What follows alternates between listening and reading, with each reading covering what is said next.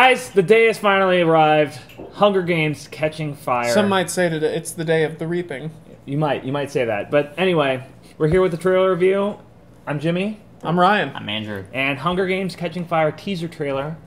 Very exciting. It's a long teaser, which is good for we fans of the Hunger Games. Yeah. Or us fans of the Hunger Games.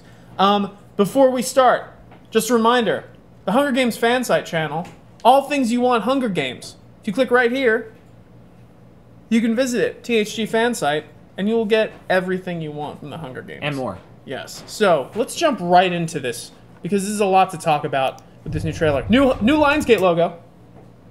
It looks like the old Lionsgate logo, put on a suit, and was going to prom.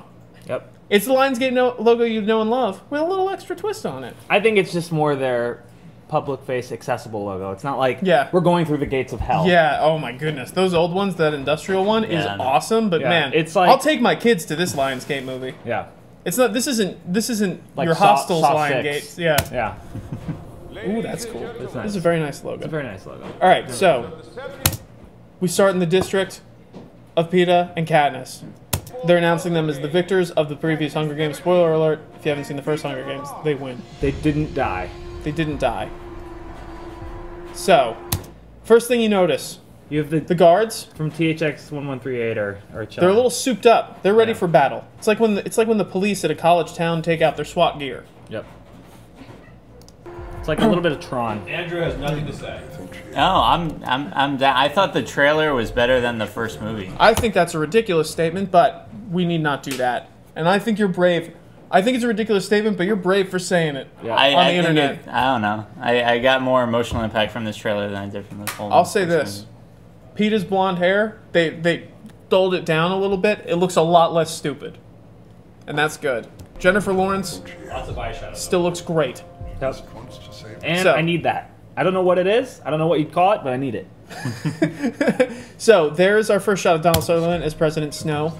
I mean, how does that even work? I mean, like, is there like a smoke? Like Are you talking about the hologram still? I still don't know. I'm moving on from that. So there, yeah. President Snow, if you recall from the previous Hunger Games film, President Snow was none too happy with how the Hunger Games resolved. He wasn't really I like his beard more. It's an interesting thing because Donald Sutherland, they did an interesting thing by casting Donald Sutherland in this part because Donald Sutherland instantly love him because he seems like a warm, friendly fellow. You just want to give him a hug. Sit on his lap. And he plays, yes. Of course, if you're age appropriate. So it's cool because he uses that version of Donald Sutherland and then twists it on its head when he becomes not very nice. Okay, boom. There's the guy. Philip Seymour Hoffman. I love that they centered the teaser around him. Yeah, so Philip Seymour Hoffman is Plutarch or Plutarch. I don't know. I know how it's spelled. There's a CH. You didn't read the book. No, there's a CH. In the books, did they put it phonetically? I read the second book and I still couldn't. Let us know if you know for sure. Plutarch Heavensby, who is the new game maker, correct? Mm-hmm. Yeah. And, in the future, they just throw all sense out of the window, and when they start naming babies. we haven't gotten to the weird haircuts yet. Well, you give names you wouldn't love because they might go in the So there's our Mockingjay pin, the first one. The Katniss gives to Primer. So it's kind of it's a little Dark Knight going on. Yeah, the tone of this. There's a weight to this trailer, and I think it has a lot to do with a scene where Philip Seymour Hoffman.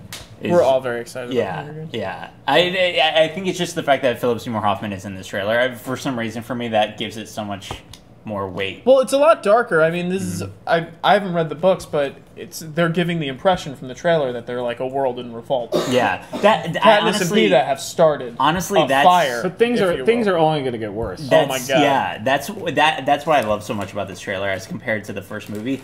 I never got the sense in the first movie that a revelation started. A revolution. Yeah. A revelation. Oh my God, Peeta, I'm your mother. No, a revolution. I never got the sense that a real revolution started because, like, they made it seem like because the death of that little girl, a revolution would start. Yeah, but they've been seeing little girls die for so long, and it never seemed like. But a revolution hasn't started yet. Yeah, they at the end of the first movie. No, I mean, yeah, one district, but this is like they're. Yeah, like, but isn't this they're throwing the like? It doesn't seem like it was time for the revolution yet.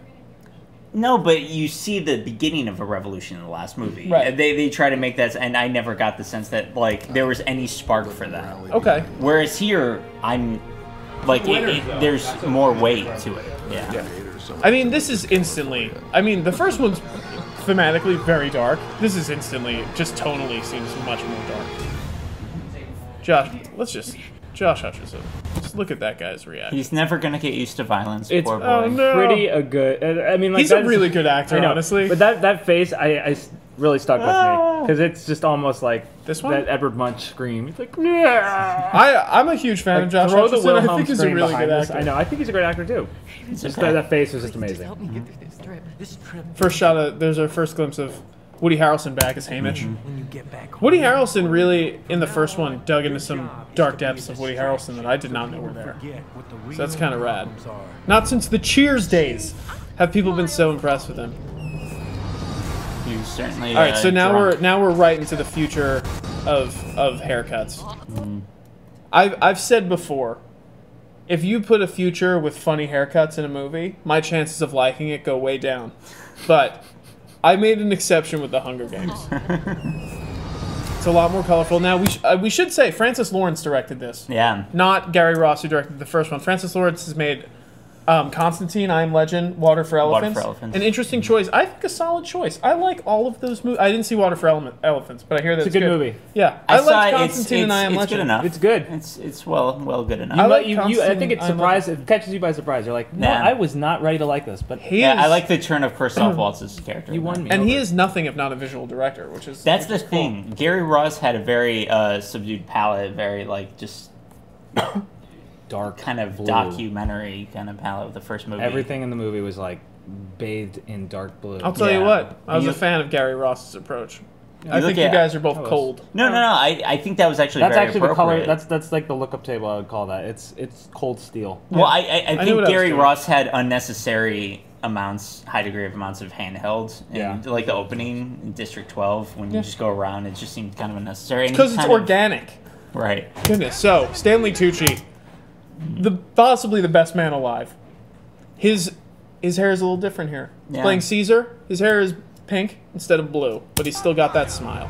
Does he have like a fake teeth in this too?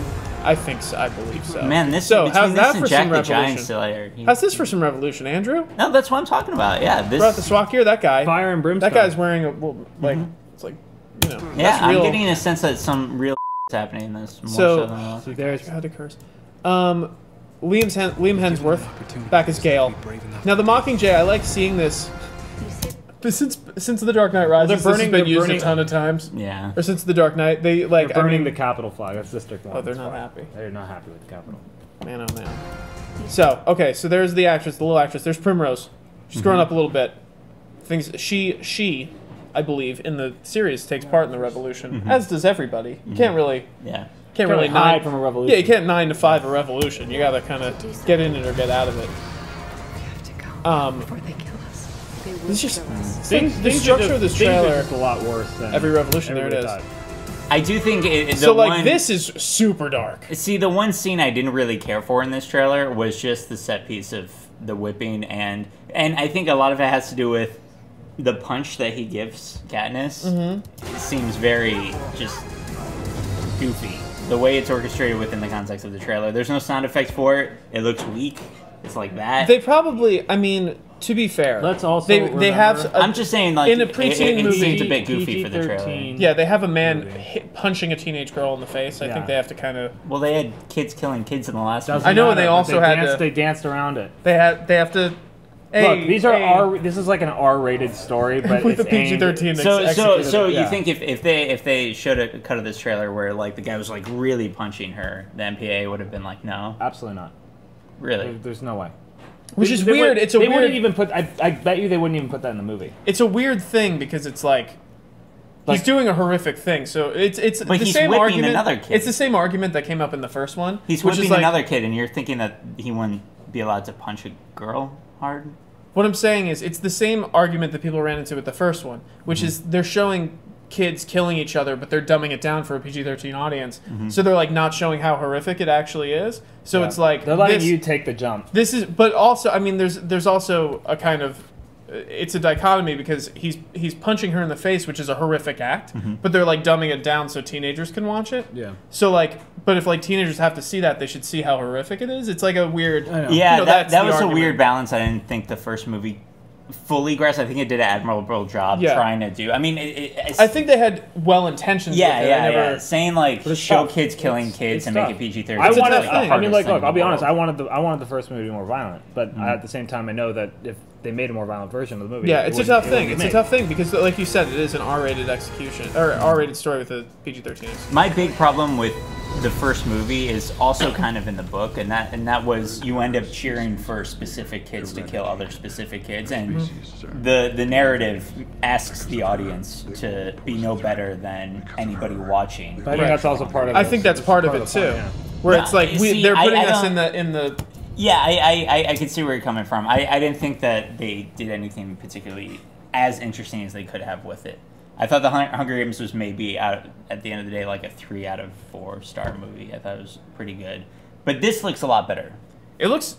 I'm gonna be honest. It looks awesome. Yeah. It's a good teaser. Now let's talk about why it's called the teaser.